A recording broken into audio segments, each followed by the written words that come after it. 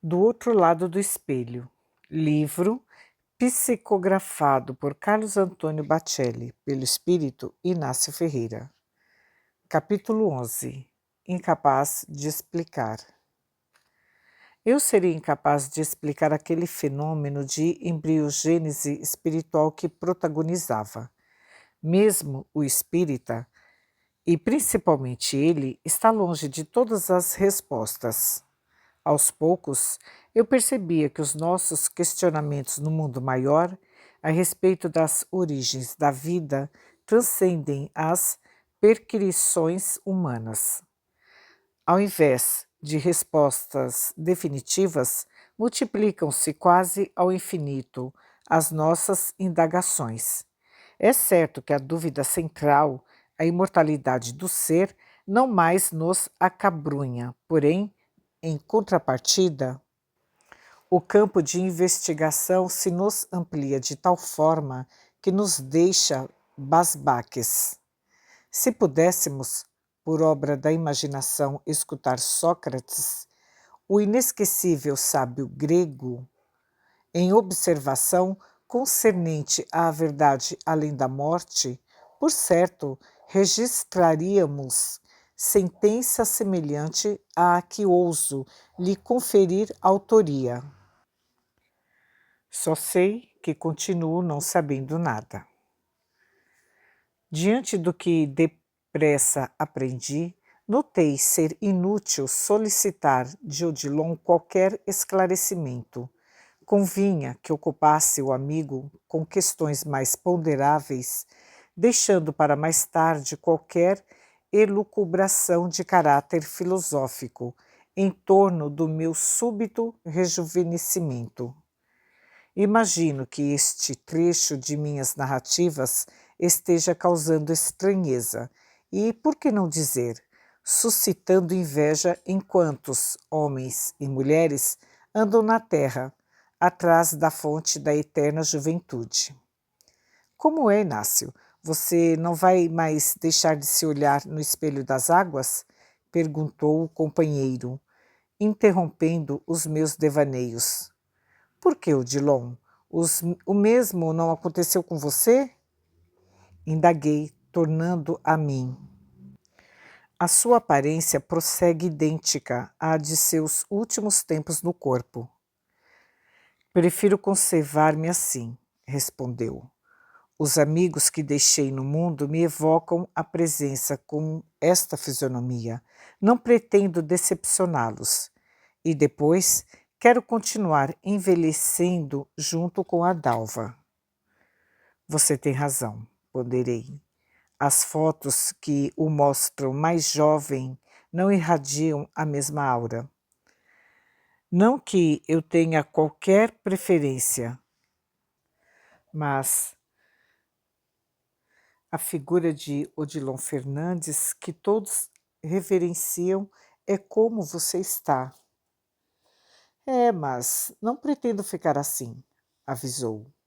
Quando a querida esposa vier, ambos vamos nos submeter a uma plástica, ainda mais sendo de graça como é. Mas conte-me, Inácio, inquiriu com o propósito de abordar tema mais positivo. Como foi o seu dia nos pavilhões? Vou me adaptar, ou melhor, me readaptar. Você sabe, nos últimos anos eu já havia perdido a prática. Preencher aquela papelada toda me tomava tempo. Sequer sabia por onde andava o meu estetoscópio.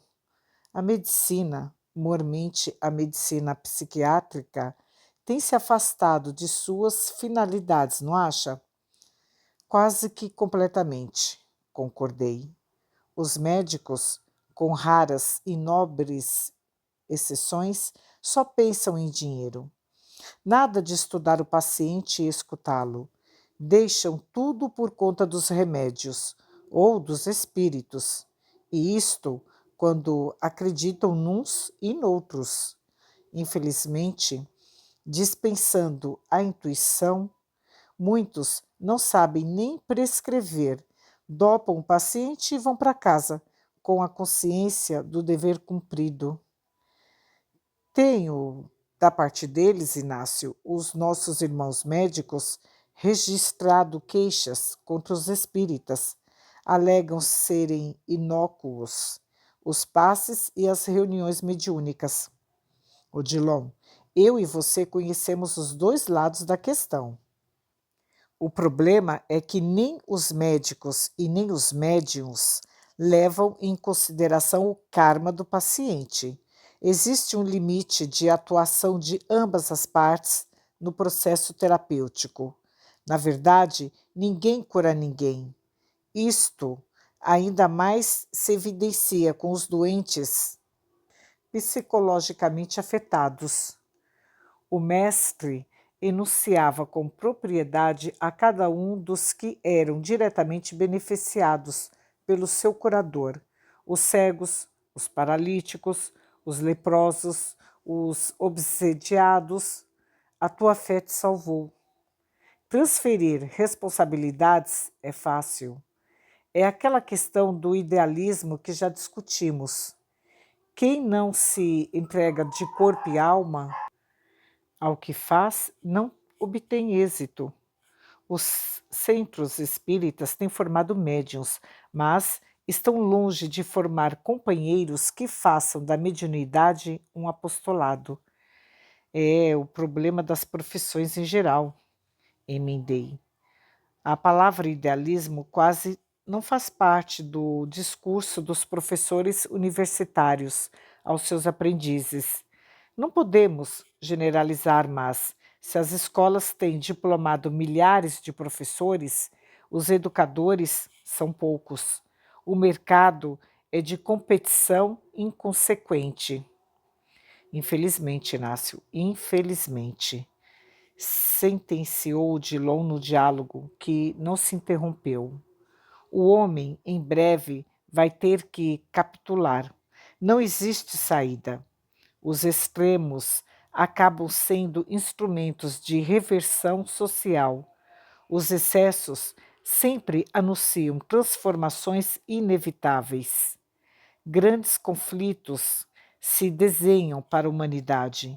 Não sou nenhum profeta apocalíptico. Não precisa se justificar, Odilon.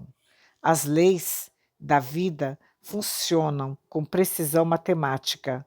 O que se planta é o que se colhe.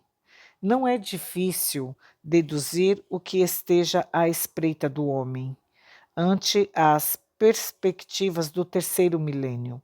Caso ele não mude, caso ele não repense a sua trajetória, a humanidade sofrerá. A guerra será inevitável e os valores das civilizações estarão ameaçados. As conquistas da ciência, as pesquisas com o genoma, os medicamentos ultra sofisticados em fase de industrialização e, coisa pavorosa, aduzi, com tanto progresso, a religião no seu primitivismo. Tudo avançou, Inácio, menos a religião. Ainda não saímos da Idade Média. Não fosse o esforço de Allan Kardec, esforço ignorado propositadamente pelos que constituem maioria em matéria de crença. Fazem questão de espalhar que o espiritismo é mais uma seita, confundindo-o com a Umbanda, o Candomblé e outros cultos afro-brasileiros. De nossa parte, nessa crítica a nenhuma deles, toda e qualquer manifestação de fé nos merece respeito. Mas, como o assunto se desviara de novo, Odilon insistiu. Inácio, fale-me, como foi a sua manhã com os nossos irmãos, que agora são igualmente pacientes seus? Alguma surpresa? Não, nenhuma. Apenas impressionei-me com o caso do nosso irmão Antônio José. Ah, então você já esteve com ele. Sim, mantivemos um longo entendimento. Quadro doloroso e complexo. Podemos interceder? O bem sempre pode fazer algo em favor de quem quer que seja. Faremos juntos uma visita a ele. Amanhã? Sim, Inácio, amanhã. Aproveite o resto do dia para se refazer. Não fique convencido. Remoçado por fora, necessita de fortalecer-se por dentro. E depois, você está praticamente solteiro por aqui, não? Ou ainda se considera casado?